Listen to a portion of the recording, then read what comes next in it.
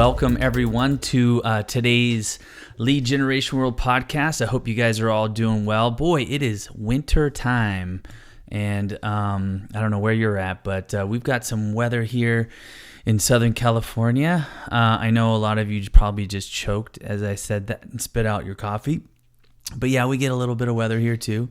Anyway, we've got a really great show today. We've got Ashleigh Johnson from Insurance Technologies Corporation. But what else is what is also cool, and that we're going to talk about with Ashleigh is her efforts with the Women in Insurance and Financial Services Association, and what she's doing there, and her whole experience within the insurance industry and all that good stuff. So we get to talk about a little bit about social media, management, SEO, all kinds of things that agencies should be thinking about today in today's marketplace. So we'll bring Ashleigh on here in just a moment. Don't forget, we're about 40 days out from Lead Generation World in January, and I really, really hope to see you there. Make sure to register. This month it's $5.95, then it goes up in January. So give yourself and your company a Christmas gift and get signed up for Lead Generation World and prepare for a ton of growth in 2020. So let's go ahead and bring Ashleigh on the call and start talking a little shop. Okay, welcome to the Lead Generation World podcast. I've got Ashleigh Johnson here from ITC, which is Insurance Technologies Corporation. Welcome to the show. Thanks for having me. We were introduced from a friend of mine, Stuart Gannis, that works with you at ITC. Mm-hmm. And he was telling me how active you were within the insurance industry and with different groups that you work with and women's groups and all sorts of stuff. Before we dive into ITC, I kind of want to learn more about what these groups are and what are the sort of mission statements that they both have and how you're involved and all that kind of stuff. So maybe we start out with just sharing a little bit about those groups that you're currently involved in. Yeah, absolutely. So I'm involved in quite a bit. It's like I'm the girl that can't say no, because I see a need that needs to be filled, and I believe in the associations. I believe in the support that these associations give agents, and male or female. And I know that they're kind of dying down because people are so virtual. It's a different world out there, but the one I've been involved with the longest would be Women in Insurance and Financial Services. So WIFS. It's a national association. It's been open for 86 years. Has had a ton of different changes. It started in New York with 4 women, and it's just a very close-knit group of women that help each other. The whole part of WIFS is to attract, develop, and advance women in the industry. A lot of guys support the group, which is wonderful. It's actually the sister of NAFA, which is National Association for Independent Financial Advisors, I believe. There's so many acronyms, it's so hard to get them all in there. It's just NAFA to me, but it's the sister group to that, and so. Okay. Together, they kind of conquer that space, which is nice. Yeah. So, okay. So, I want to learn more about this. So, what are some of the initiatives that the Women in Insurance Group is doing for its members? Yeah, absolutely. So, something that really stands out is their membership program. It's a special sauce kind of thing that WIFS keeps really close to their chest. We're matched up with people who are. There's all these tests that are done to make sure you're matched up with the right person, and is it like peer-to-peer sort of coaching type thing? Yes, and it's a mentor-mentee, so you can be either or. I've been a mentor. I'm going to be a mentor again coming up next spring. I received my coaching when I was on the national board, so I have a lot of mentors there already. But it's just something that's phenomenal that no one has really picked up yet, which is nice. So NAFA partners a lot with WIFS for that benefit. Podcasts, local chapters, which is wonderful, kind of like a BNI, but we're not pushing people to, you have to do business with each other. It's let's introduce you so you can build the bond and then do business together. Yeah. Yeah. Uh, So women can join, and then they get support in the industry to continue to grow their own business or grow within the industry, that sort of yeah, thing. yeah, and it's not just insurance and financial. It's CPAs. It's partners that can actively contribute to your business. CPAs, real estate, mortgage, banking, but it's heavily focused on insurance and finance, whether from PNC all the way up to securities licensed. Yeah, that's great. And how many members today? I want to say it's around 12,000 members. Kind of Wow. fluctuates. Membership in these Sure. associations is decreasing because of virtual world, but it's an amazing group of women, and the bonds that are built continue for a lifetime. It's pretty interesting. Yeah, Yeah. that's cool. Do you guys have is there a time in the year that you guys all get together with an event or a conference or something like that? Yeah, usually October every year. We just we're in Louisville, Kentucky, Okay. and it was a fantastic event. The year before that was in Austin, and then I mean I could go back multiple years, but Yeah, yeah. yeah, it's and some people can make it, some people don't because NDRT is around that time, open enrollment starting, so it's their individual chapters get together at other times of the year as well. Yeah. So. So tell me a little, I want to learn a little bit about you and how you even got to that point where you're now the national board director with that association within the insurance. How did you get sort of involved? What was your Yeah. first sort of entrance into the industry? Yeah, so I think it was by birth. My Oh, really? dad, Okay. my Yeah. dad is in the industry, and my brother, they're in the benefits side. Okay. Right in Denver here, they have their own practice corporate benefit design, and so they do group benefits. So I've been working in my dad's office since I was, 10 years old. That's cool. So coming out of college, it was only natural. I went and worked with my dad, got licensed. Then I went and sold variable annuities and mutual funds with Jackson National and Transamerica. So definitely was in the industry.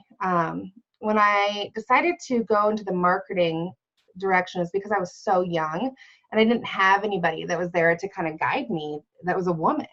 I didn't really feel like people would, trust me or think anything of me because of my age.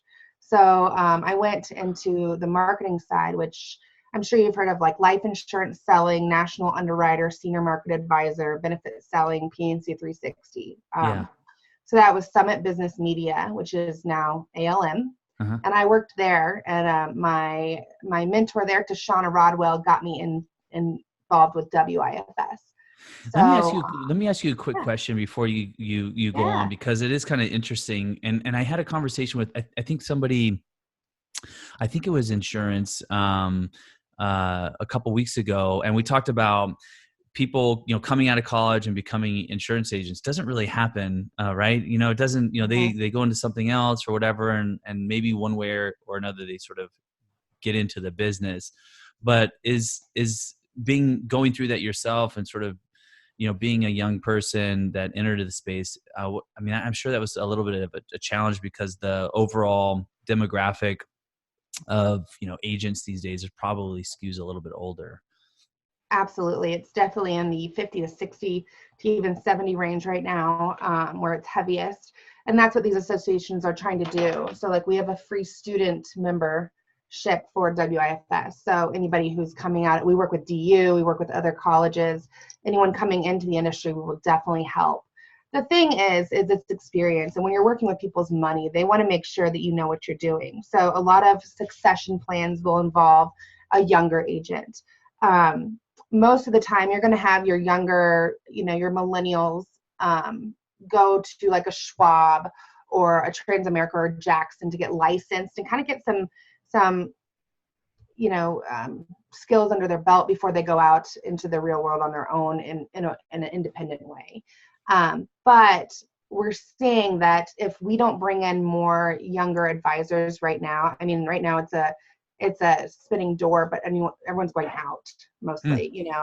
So the big attraction piece that a lot of these associations are focusing on is that millennial level. So you're correct. They're not quite coming in as fast as people are leaving. So it's a push. Is there something that you could sort of pinpoint as to a reason why, is it, is it just the perception or is it something more specific? So I think there's different perceptions for different levels, right? Based on licensing or how much you're going to be working with the stock market or with people's individual finances versus business. Mm-hmm.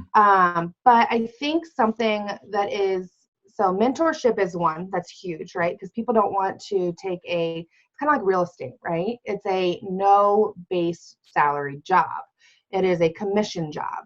But the good thing is you get renewals, right? And you get commission every month on your past business, right? So it's that's the attraction feature.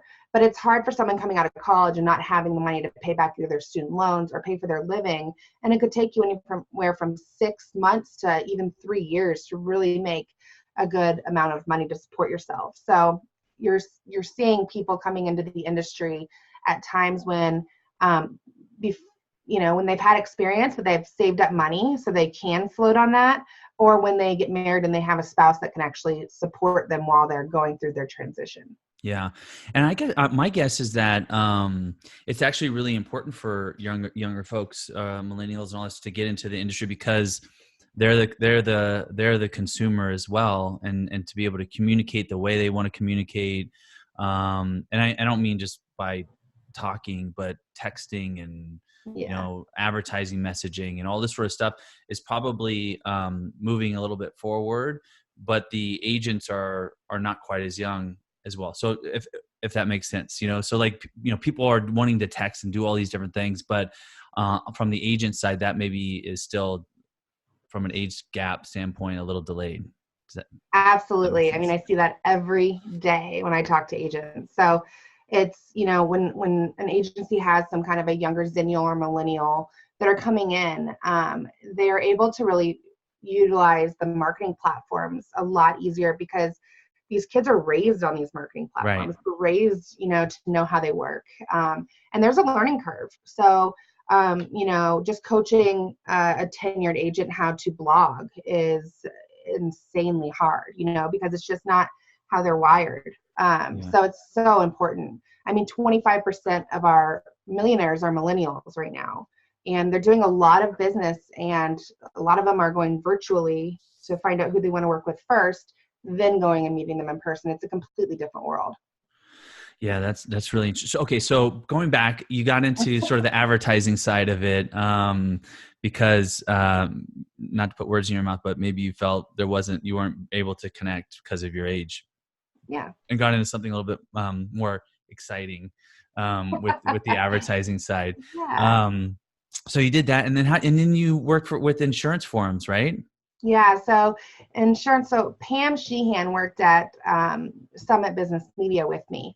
And so she worked with Sam Melamed at Insurance Forums, and they recruited me over there to do their sales. And I mean, it's such a great community. It's so large, so you can get any question answered. They have an insane LinkedIn group, so their social platform is on point. And it's just a wonderful company. Mm-hmm. So was Insurance Forum, it was literally just a forum, because I don't know, and they were able to monetize that in a pretty big way because of the amount of members of the forum, I suppose. But that's sort of an interesting look at what's happening in the industry. I mean, you guys have a really real finger on the pulse there, I guess. Yeah, so it's the largest forum in the industry, and it has educational items too. Brian Anderson is the chief editor over there, and he is phenomenal. But they're also interviewing, people to get best practices and sharing that kind of stuff too. So it's not just a talking back and forth forum; it is also a very educational source.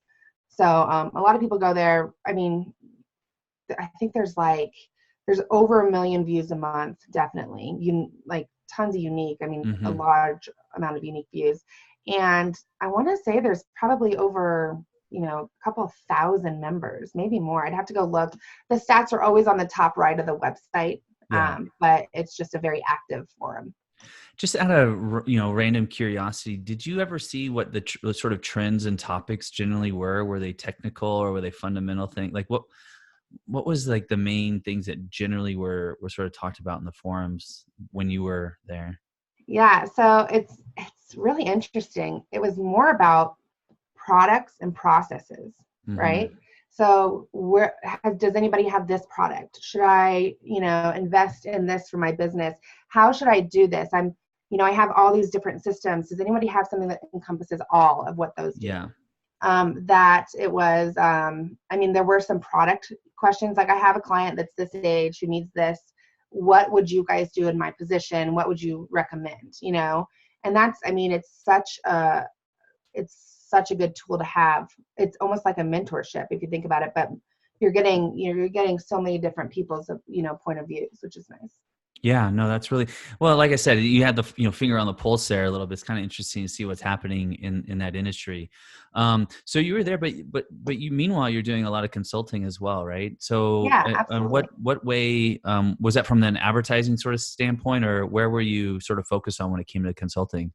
Yeah, so my consulting company is for companies outside of the insurance industry. So I have some companies that have gone on a Shark Tank. I have some companies Oh, that okay. have physical products that are going into stores. And Yeah. it's really about getting in contact with the right people to get those items on the shelves. And then it's monitoring what their competition is and what they need to change. I don't do much of a product,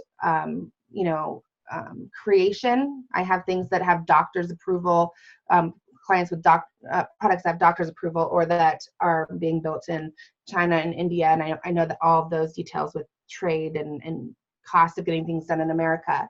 But it's really more about me finding the right connection and then selling that product to get the products on the shelves. So it's neat. Wow, that's really interesting. I mean, how did that get started? I mean, because you were doing insurance and advertising, and then just sort of wanted to start helping companies with their business development. Yeah, so it was friends of mine, and then it grew by referral. So I had tons of trade show. I've been to so many trade shows. I know how they work. I know how to walk the floor. Yeah. And I just jumped in. I mean, it's been eye-opening. There's so much that you just don't know, and you walk Yeah. into these things, and it's neat. Yeah. Okay, so you just said something that I have to ask for a little bit further. You said you've been to a ton of trade shows, and because obviously we have a trade show, Lead Generation World, I have to ask you this. Yes. But you said you know how to walk the floor, Mm-hmm. and obviously this may or may not apply because you could be referencing sort of a product type trade show versus services or something like that. But I am kind of curious. How do you what's the best way to get out of being an attendee or walking the floor? What's the best way to go about doing that without wasting your time? Yeah. So the biggest advice I have is plan ahead. I Yeah. mean, know what you want and then go ask the questions to figure out what is best for you. So I think a lot of people, and I've been on both sides, right? I've walked shows and I've also booth shows. Yeah. And I've walked from multiple different perspectives, but it's really knowing what your business needs and then listening intently. So you want to listen, you want to have a specific goal and then ask those questions, right? So for example, if you're looking for systems, like for lead generation, you're obviously looking to grow your business. How do you want to grow it? What percentage do you want to put to each kind of marketing, right? Buying leads, getting leads via, SEO or social media, like have that ready to go so that when you're talking to people, you can actually ask the right questions and not waste your time or theirs. Yeah. It's not about the tchotchkes either. It's not Yeah. about the tchotchkes. It's not about the pasta. I know that reference. Um, so I've always been that guy, and I think it's because I haven't always planned, and it's so ironic that I tell you this because I have a conference now. But I'd be the guy that would walk down the middle of the exhibit, try to avoid the people that are going to try to grab you. And I think partly to do is because I didn't necessarily have an objective when I was there. So I was actually trying to avoid people versus, Yeah. going out there and looking, hey, I'm looking for a new product or service or leads or whatever it may be. But it can be, difficult sometimes to navigate the different companies and different services without having a real specific, agenda and getting right to the chase. Hey, is this something that you're offering? If not, oh, I'm not looking, move on, because you Mm-hmm. could get stuck and the guy, these guys want to talk to people, of course. And if you're not keeping them on track or on the right path, then you're wasting everybody's time, I suppose. Right. Absolutely. And, and it's a good rule to have is to say no if you're not interested, because salespeople, I think Yeah. they'd rather hear a no than not hear anything at all. Yeah. Right. So if it's a booth you don't want, just say not interested, high five them and keep going, because everyone's there to have fun. Everybody, you're going to cross paths with the next person down the booth that you didn't wave to at some point in your life in this industry. So Yeah. be nice, be courteous, be respectful, and get done what you need done, I guess. Yeah. Yeah. Yeah, definitely. Yeah. Okay. So now you're at ITC, Insurance Technologies Corporation. Tell me about what that is, because I don't know.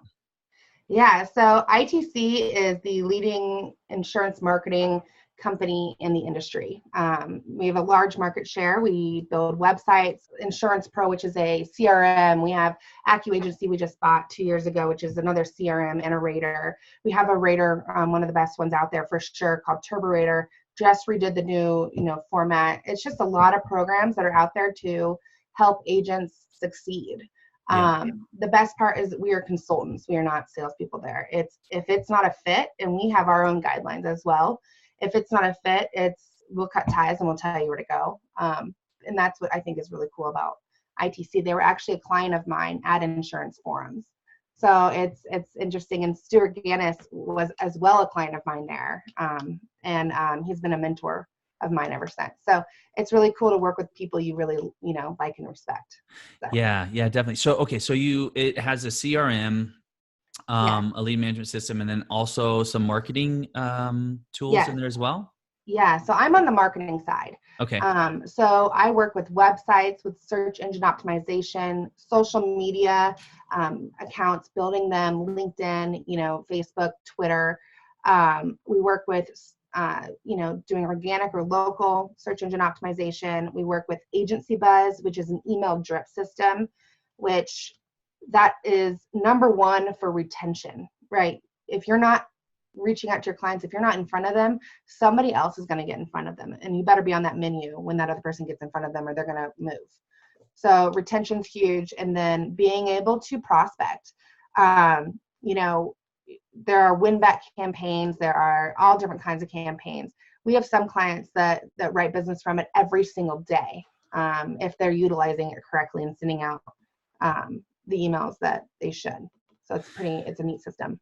Yeah, I'm kind of curious with regards to win backs and retention, because specifically with insurance, it seems so competitive these days, and so almost commoditized to some extent too, with the different products and the different commercials that are out there, and people always seems to be shopping, right? Always shopping around for another. At least it seems to be the case with auto insurance. But how do and I interviewed somebody last week, and they talked about agents not really wanting to always reach out to their past clients or their current clients, even for fear that they're going to be unhappy.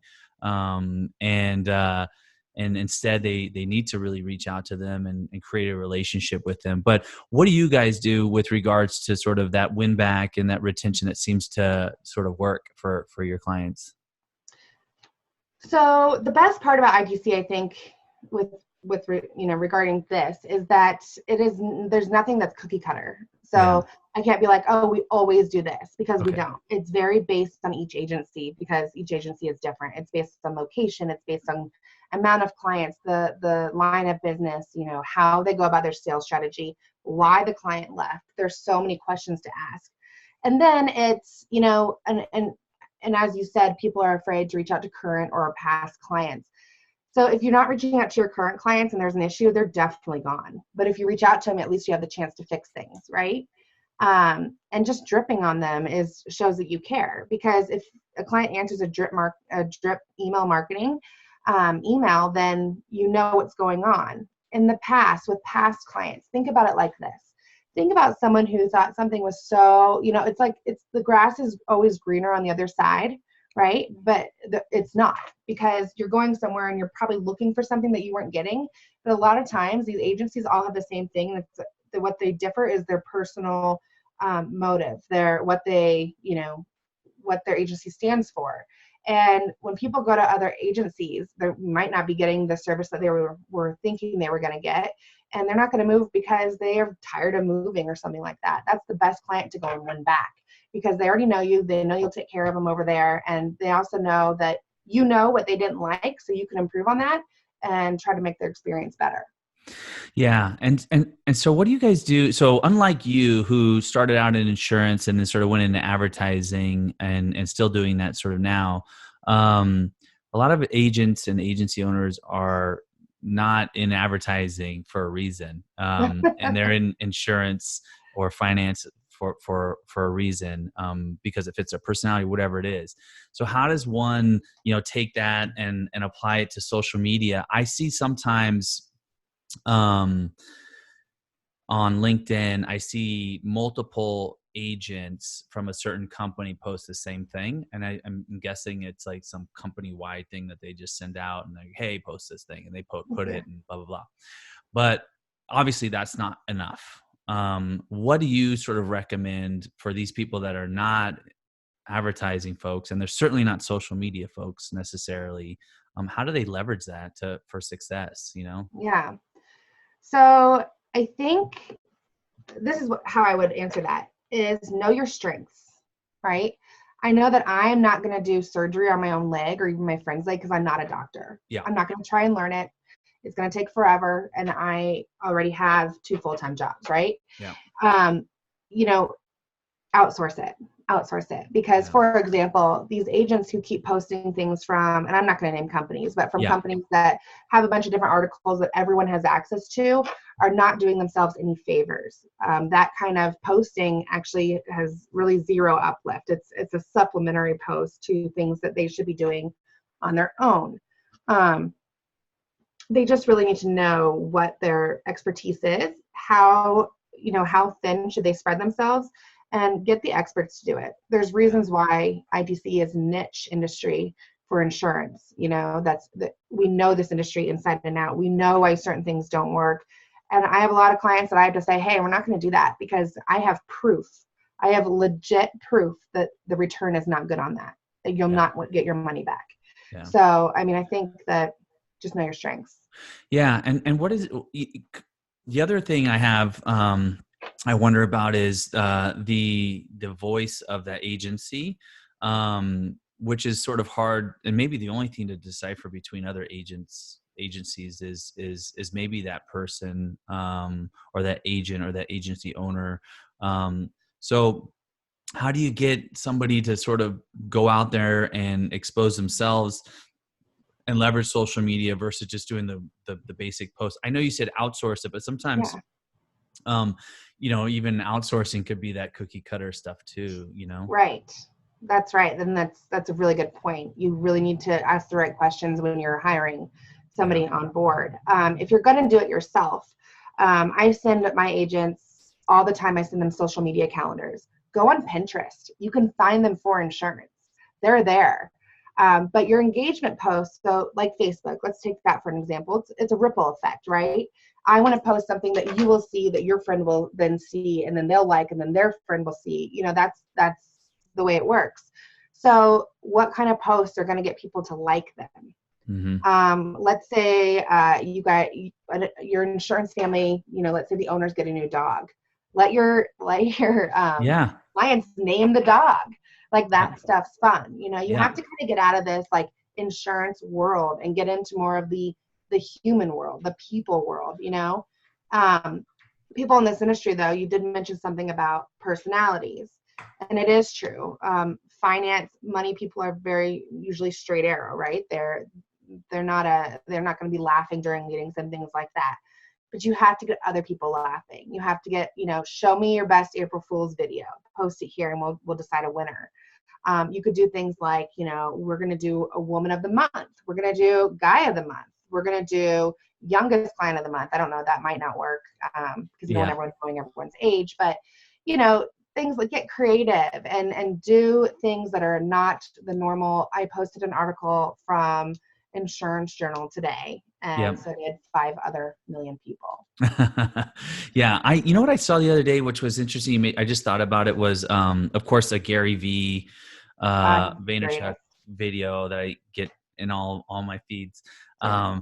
But one, I can't remember what it was. The person was a mortgage loan officer, which, very somewhat equivalent, I Mhm. think, comparable.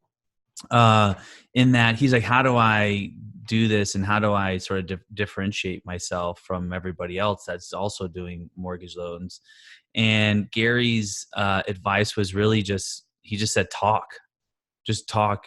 He's like, get out there, put video, like, don't always talk about mortgage or whatever, but just, Mhm. hey, what are you doing? And his point, was, well, nobody cares about what I'm doing. And he's like, they absolutely do. People are nosy, and people want to know what you're doing, even if it's not, necessarily mortgage, but it's creating a personality and a voice for yourself, so people get to know you. Because that's, I guess, at the end of the day, that's what people are doing business for with you, anyways, right? It's not necessarily the lowest insurance rate. There's definitely a connection, I would imagine, involved. Right. So people do business with those who they like and they trust. Yeah, And the only way to find out if you like and trust or have the same morals or belief system is to hear what people have to say. yeah, You have to be intentional in your conversations. And if you don't know your value statement and your intentions, which that's a bigger problem, that's another conversation, but they will come out naturally when you start talking. And I think that that's kind of where he's going with that. yeah, yeah. Okay, so you sort of focus on the marketing. So what's the biggest? Is this what we're talking about? Sort of the biggest struggle for most agents? Is it the social media sort of piece, or where do you guys really fill the gap for these clients, and mostly, and where do you see the biggest struggles? Well, I think the biggest struggle ever is leads, right? Which makes Just the obtaining lead new leads. generation world Uh-huh. huge to attend to, Uh-huh. but also being able to figure out how to get the right leads, right? You want leads that match up with you. And I think that that's what you'll learn a lot of if you go to that conference in Denver. But with ITC, we're there to do what the agent cannot do. Right now, Google pretty much owns the marketing world, right? They do. They change their algorithm. Everybody else has to change to follow them. They change it a couple times a month. You have to change yourself a couple times a month. And that's why it's really hard for those who don't know how to gauge that to do what we do. On another note is that phone books are gone Yeah. unless you're using them for campfires, like kindling, unless you're sitting your kid on it at the table, that kind of stuff is no longer there. Newspapers, unless it's like the Littleton Chronicle or something in your town, they're really gone. People are not looking at the ads there.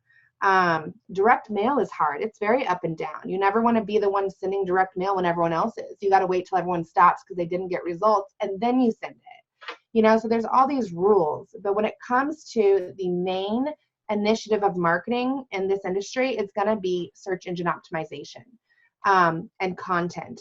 And Google isn't going anywhere. And there are only 10 spots on each page for keywords where you are. So if you don't get in now, it's going to be really hard to catch that page. So that's kind of, I think we're seeing the struggle of, does it work? Is it something that's going to stay around? Am I going to get leads from it? If you do what you need to do and you do what your expert tells you to do, then yes, you should. We have people getting hundreds of leads a month, and I could go further than that, but I don't want to set any expectations. Yeah. But it works. Is it mainly local SEO So focused, or? it depends, right? It depends on population. Yeah. Is your lake big enough to fish in? Yeah. Right? So a local, you have to be in a city like Denver or Las Vegas, or Charleston, is even big enough. But if you're outside and let's say you're 20 minutes outside of San Antonio, that's going to be harder to get. You've got to go organic at that point. But then you have to realize, why are these people in these cities going to come out to me? Mm-hmm. What's that value statement? Why you more than them? So it's you got to dig deep. Yeah. What about review sites? Do you guys do any stuff with review sites? We sort of talk about the yellow pages, and now it's like Yelp or even Yeah. Google, whatever, for review sites. And that's always a challenge is to get listed and get people to actually, put reviews on there. Do you guys do anything with that or have any opinion on that sort of stuff? Yeah, that's definitely some things that we do inside of some of our packages where we will help you with those, in multiple ways. But reviews are important because there's no better lead than a referral lead because the trust is already built, right? And the thing is that a negative review is not always bad. Everyone freaks out about them.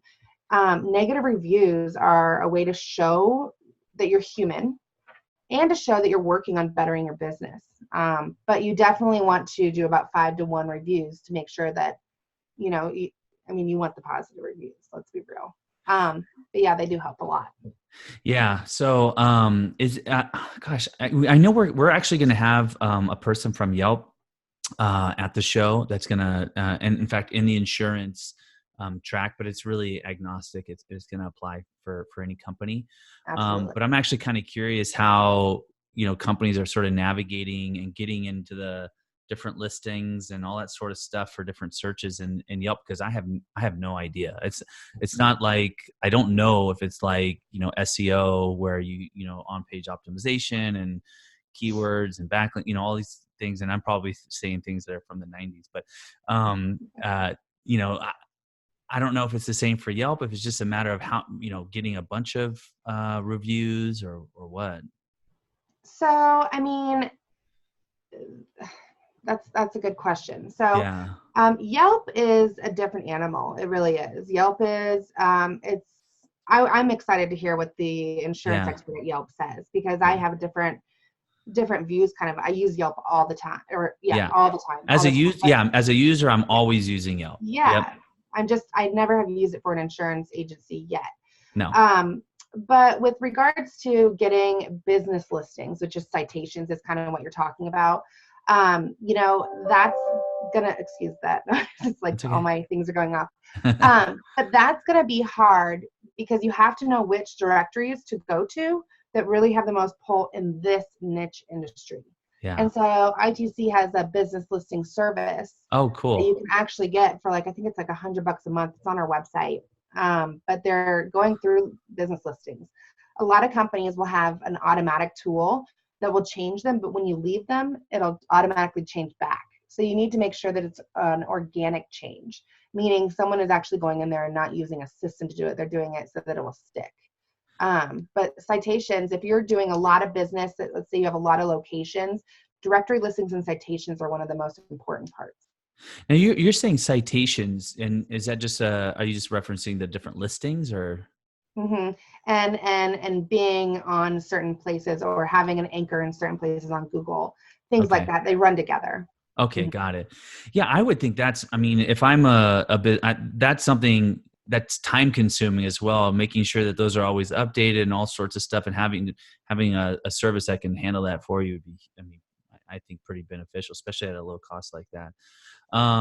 So there's SEO, there's reviews, there's business listing sites. What else does an insurance agent need to be considering when talking about lead gen or organic lead gen? So you mentioned something and you're like, I think I'm talking 80s, right? But yeah. backlinking is huge. It is. Is it still okay? I don't even I know in early 2000s, that was really it. It was backlinks, or maybe even mid 2000s is backlinks. Before it was just keywords. But so backlinks are still pretty important. Absolutely. I just wrote, I think it was last year or the year before. I don't even know. Try to keep all these articles, in chronological order. But I wrote something about SEO, about the top 5 things of SEO that you have to know for PNC 360. And one of the things was accurate backlinks. You can have backlinks that actually hurt you. They hurt your company. They make you go down in Google SEO points rather than up. So you have to be really careful who your backlinks are and to make sure that they're legit. Mm-hmm. And those backlinks can be things from, your realtor, your CPA, your mortgage banker. It could be really, look at who your target client is and go after services that those people use. Yeah. Even like roofing companies, right? If you're in the Yeah. PNC side. So backlinks are incredibly important. Yeah.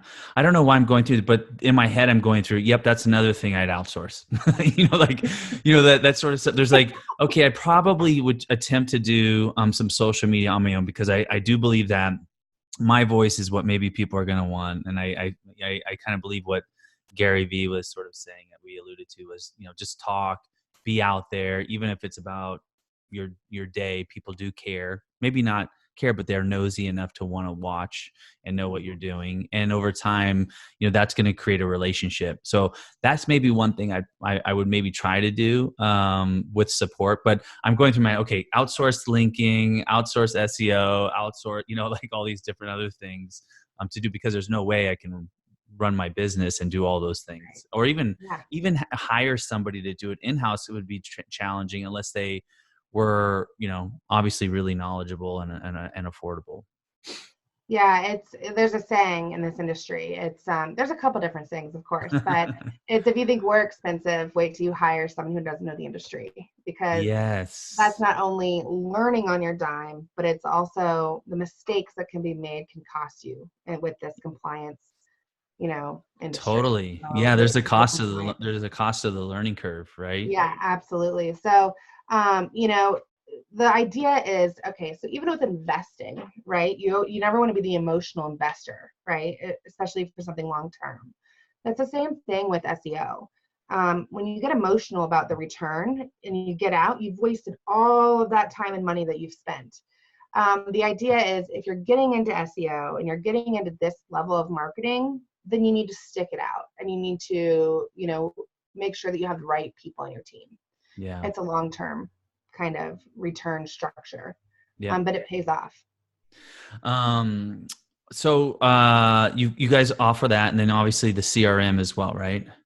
Yes, I am not an expert in our Yeah. CRM. I've seen it. Yeah. I know more about the Rater than the CRM, but I know that both are amazing. Yeah. And okay, so the Raider, I know Stuart's sort of talking about that. Tell me just a little. Can you speak to just generally about what that is? Absolutely. So there's a couple different points to it, right? First is being able to go and, instead of checking 10 different carriers, hopefully all your carriers are on our radar, and then you just put the information in once, right? But Okay. we just came up with this new front. So we have something called Turbo Radar for websites. It's amazing, and you can see it on our website where there's a demo. But we can actually pull information from LexisNexis. So the client can go ahead and do their own quote without VIN numbers and things like that on Turburator. It's a phenomenal product, and it's definitely leading the industry right now. But it's a time saver. Then that information goes into your CRM, so it's a time saver on data input. I mean, there's so many pros to having. Okay, so that means I can be on the phone and I can be quoting people some rates pretty quickly from a host of different companies. Right. Got Right. it. Instead of having to individually look up each rate as you go. Yep. Well, that's amazing. And is there a web integration with that for other people's websites? So if I have my own website, can I integrate into that as well? Yeah. Yeah, it's code. Okay. So yes, you can do that. We also on our websites, we can do other raters as well. So yeah, that's a code itself. Okay. All right. So before we wrap up, I kind of want to tie back to the association that you're working with. What's anything coming up with the women's association that Yeah. maybe people would be interested in being involved in? Yeah. So actually, our Denver chapter, this last conference, won Chapter of the Year. Oh. We're quickly growing. We saved it from about 3 years ago when it was about to collapse. So the women are working really hard to get this rolling. We have a lot of guy partners as well. And Denver being one of the most, it's very saturated. It's a very saturated town. And so we should be growing hand over foot, right? Yeah. We have our holiday party coming up in Wash Park at Max Skill and Grill. And next year we have some amazing things going on.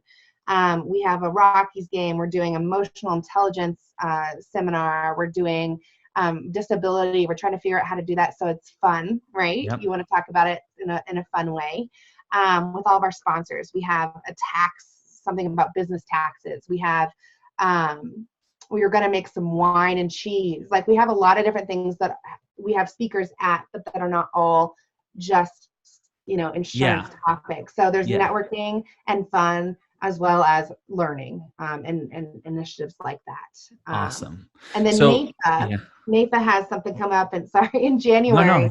NAFA Denver, and it's Tracy Brown. She's from Boulder, and she actually works with she has a shark. I want to say it's Mr. Wonderful, but she works with the FBI, the CIA, and she is an expert on lying. So it's called Liar, Liar, Pants on Fire. Probably one of the most amazing, she spoke for WIFS this year, one of the most amazing presentations I've ever seen. On so lying. She'll be at NAFA on lying. So she actually rode next to Lance Armstrong. And so when he was going through all this stuff, she was able to tell if he was lying. So like when someone is saying yes, but their head's saying no, it's really cool. And she's I mean, you got to make that one. That one is going to be amazing. Okay. And when did you say that is? That is in January, I believe. I want to say January 20th. And it's at Cherry Hills Country Club. Okay. Yeah. Well, don't anybody go to that, because Lead Generation World is the 20th too. So so you could go to both. So it's only an hour. Go to both. So it's close. It's close. Yes, it's very close. So you can hit up both. But the conference is all 3 days. But yeah, I'm kidding. That's awesome. Okay, so if anybody wants to learn more about those things, how would they get a hold of you? Yeah, so you can reach me at on my cell phone at 303-648-1217. It's on my LinkedIn page. I'm not shy about that. Texting is better than anything else. Or shoot me an email. That information's on there too. Facebook, you can LinkedIn, email me. I mean, there's so many different ways. Or you can check out information at wifsdenver.com. And that will host all of our event information, as well as becoming a member and profiles of most everybody in our group. Yeah. I always like to point people to LinkedIn. It seems like a good place to find. You can figure out all the different things that you're up to, message you there, and you have your cell phone on there. That's awesome. Great idea. Yeah. Well, thank you for joining me. It's awesome to hear the things that you're doing with the groups, and then of course with ITC. It's great stuff, and I look forward to seeing you at Lead Generation World. And all that stuff. So thanks for joining today. Thank you for having me. It's going to be amazing. I can't wait. And I'm just excited to see what I'm going to learn at Lead Generation World. I think it's going to be one of the best conferences of the year by far. Cool. Thanks, Ashleigh. I appreciate it. Thank you.